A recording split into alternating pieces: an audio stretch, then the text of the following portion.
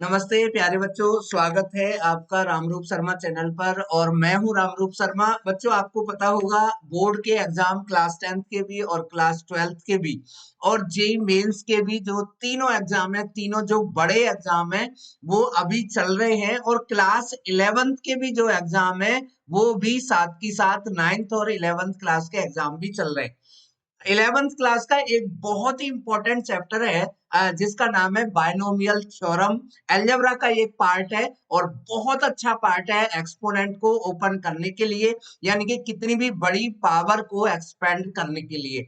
यहाँ पर एक बहुत इंपॉर्टेंट सा क्वेश्चन है और बहुत ही इजी भी है। अक्सर बच्चे इसमें कंफ्यूज हो जाते हैं। उस क्वेश्चन को मैं आपको यहाँ पर सॉल्व करना चाहता हूँ। बायनोमियल की हेल्प से ये सॉल्व होता है। और क्वेश्चन है हमारा कि which is larger 1.01 raise to the power 10 lakh और 10,000। फिर दोबारा क्वेश्चन को देख लीजिएगा। इस तरीके से बहुत सारे क्वेश्चन हो सकते हैं।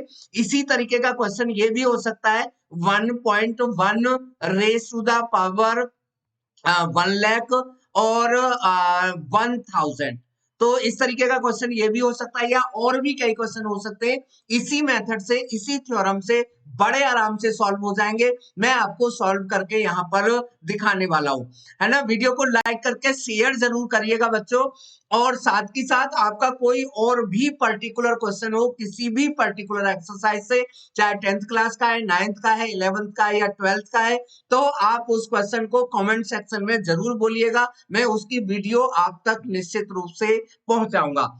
चलिए बच्चों, देखिएगा क्वेश्चन को अच्छे तरीके से देख लीजिएगा। क्वेश्चन था हमारा 1.01, है ना। क्वेश्चन था 1.01 और रेस टू द पावर था हमारा 10 लाख, है ना। 10 लाख में आपको पता होगा 6 जीरोस होती है। तो यहाँ पर इसको आप लिख लीजिए 1 plus 0.01 raise to the power 10 lakh आप यहाँ पर लिख लीजिएगा। और 10 लाख में आपको पता होगा 6 जीरोस होंगे, तो बिल्कुल भी भूलिएगा मत, है ना। बायनोमियल थ्योरम का आप इस्तेमाल करें, यानी कि यूजिंग बायनोमियल थ्योरम। और बायनोमियल थ्योरम मैंने आप लोगों के लिए ऊपर लिख दी है। तो टाइटल में आप बायनोमियल थ्योरम को देख सकते हैं। ये होता है x raise to the power n is equal to n c zero x raise to the power n minus zero, a raise to the power zero plus n c 1, x raise to the power n minus 1, a raise to the power 1। इस तरीके से binomial theorem है। एक बारी मैं दोबारा आप लोगों के लिए लिख देता हूं कि अगर मैं लिखूं इसे ए एक्स प्लस ए। अब आप देखें यहाँ पर x की जो वैल्यू है ना, x की जो वैल्यू है वो 1 है और a की जो वैल्यू है यहाँ पर है आपका 0.01। जल्दबाजी बिल्कुल ना करें, बहुत आसान सा क्वेश्चन है, इसलिए आप इसे आराम से करें। यानी कि ये आपका क्वेश्चन होगा NCR, n मतलब होगा आपका 10 लाख, है ना। 10 लाख और C और जीरो और 1 रेस टू द पावर जो होगा वो आपका होगा 10 लाख। यानी कि 10 लाख का मतलब है जीरोज ही काउंट करते रहिएगा। और 0.01 रेस टू द पावर होगा जीरो, प्लस सेकंड जो स्टेप होगा बच्चों वो होगा 10 लाख, यानी कि जितना भी पावर है n है ना, n और C और फिर आपके पास में 1 आएगा। और यहाँ पर 1 की पावर इसमें से एक कम हो जाएगी, है ना। यानी कि 10 और लाख 10 लाख माइनस 1 और यहाँ पर 0.01 की पावर जो हो जाएगी वो 1 हो जाएगी। इसी तरीके से एक टर्म और लिख लें। बहुत ज्यादा परेशान होने की जरूरत नहीं है कि इतना बड़ा हम कहाँ से लिखेंगे। अभी ये क्वेश्चन आपके लिए खत्म हो जाएगा। C और 2 होगा और 1 की पावर जो होगी वो 10 लाख माइनस 2 हो जाएगी और 0.01 की पावर 2 हो जाएगी। और फिर आप यहां पर लिख दें सम अदर पॉजिटिव टर्म, ध्यान रख दीजिएगा, यानी कि जो भी कुछ आंसर आएगा वो सारा का सारा जो आंसर है वो आपके पॉजिटिव ही होंगे। केवल हमें कंपैरिजन करना है कि ये 10,000 से छोटा है या 10,000 से बड़ा है। अब आप बच्चों परम्यूटेशन कॉम्बिनेशन आप जानते होंगे अच्छे तरीके से, अगर नहीं जानते तो जान जाइए कि NC0 की जो वैल्यू होती है, NC0 की जो वैल्यू होती है, जल्दी से जल्दी बताइए, NC0 की वैल्यू होती है 1, और 1 की कोई भी पावर होगी तो उसकी वैल्यू भी 1 होगी, और किसी भी नंबर की जो पावर 0 होती है उसकी वैल्यू भी यहाँ पर होगी 1। जल्दी से जल्दी बताएं, आपको समझ आ रहा है या नहीं समझ आ रहा है।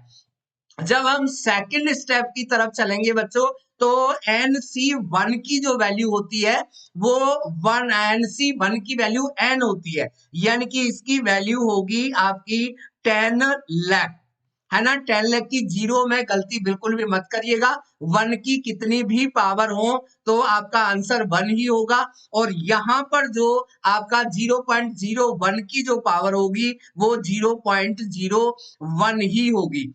यहाँ पर अगर हम वैल्यू को कैलकुलेट करें बच्चों, जल्दी से जल्दी ध्यान दीजिएगा, तो यहाँ पर आप लिख सकते हैं सम अदर पॉजिटिव टर्म्स, यानी कि बाकी टर्म्स को आपको कैलकुलेट इन्हें नहीं करना है, आप सीधे सीधे लिख सकते हैं। तो आप देखेंगे 1 इंटू 1 जो होगा वो 1 ही होगा। जब इसकी मल्टीप्लाई हमारी 0.01 से होगी तो आपको पता होगा डेसिमल आपका यहां से हट जाएगा, यानी कि ये आ जाएगा 10 ऑफ 1000, और उसके बाद में आप लिख देंगे सम अदर पॉजिटिव टर्म्स,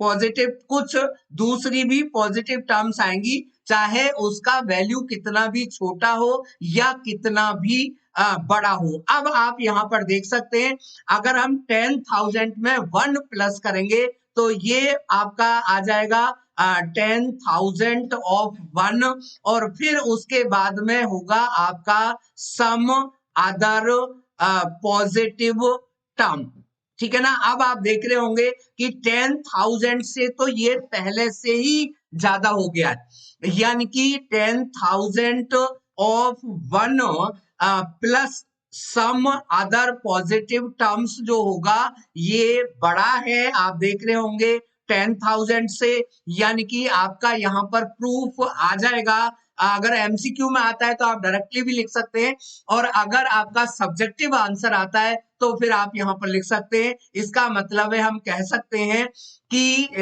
यहाँ पर आप कह सकते हैं 1.01 रेस टू द पावर जो आपका था कितना 10 लाख, है ना। 10 लाख जो है वो आपका ग्रेटर होगा ऑलवेज 10,000 से। कभी भी आप इस तरीके से ना सोचे कि ये तो 1 है, पावर कितनी भी हो 0, देखें आप 0.1 की वजह से आपका जो आंसर है वो 10,000 से भी बड़ा हो गया है। तो कुछ इसी तरीके के दूसरे क्वेश्चंस के लिए, इंपॉर्टेंट क्वेश्चन के लिए आप मेरे साथ बने रहिएगा, चैनल को सब्सक्राइब कर दें। 10:30 बजे हम लाइव क्लास लेके आते हैं, तो अपने डाउट लेकर आप आ सकते हैं, और हमारे चैनल पर लगातार बने रहिएगा और वीडियो को शेयर करते रहिएगा। Thank you so much and all the very best.